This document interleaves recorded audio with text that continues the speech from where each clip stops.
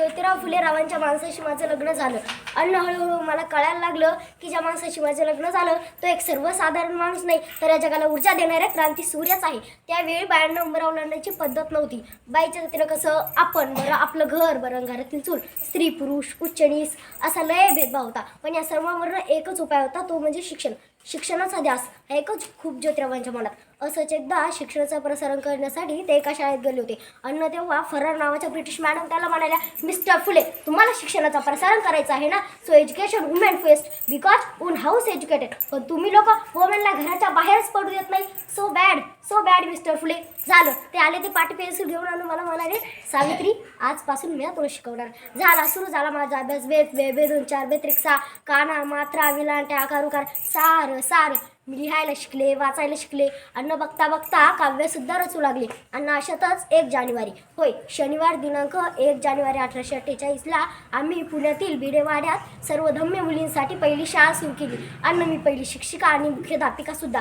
शेलपाट्यासारखं जगलं ना तर काम कमाल होईल, म्हणजे वाघासारखं जगलं ना तर नाम होईल. व समाजाचं मात्र धर्म बुडाला म्हणून कोणी होती.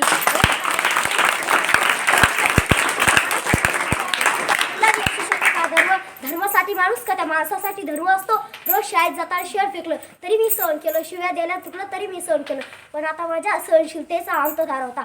आणि अशातच एक धटीकट माझ्या समोर येतो, म्हणतो, ए चिमणे, कुठे निघालीस? आधी आमच्या पोरी बहिणींना शिकवणं बंद कर. तुला तुझी अब्रूत प्यारी का ते शिक्षण?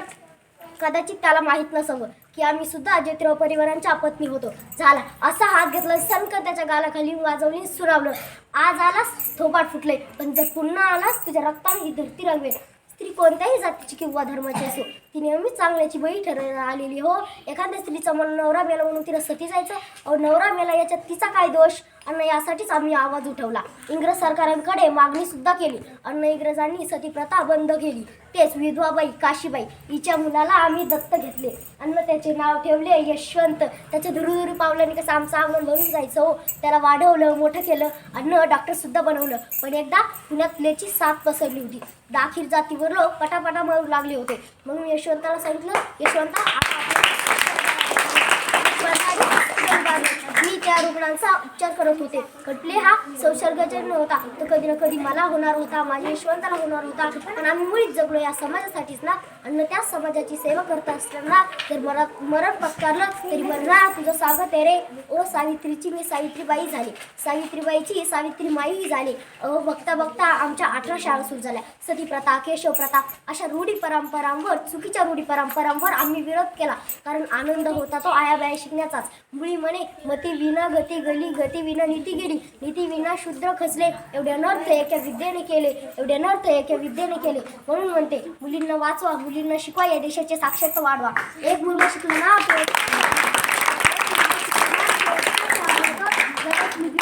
ते अख्ख्या घराला शहाणी करू शकते. म्हणून म्हणते, मुलींना वाचवा, मुलींना शिकवा, या देशाची साक्षरता वाढवा. मनपूर्वक धन्यवाद.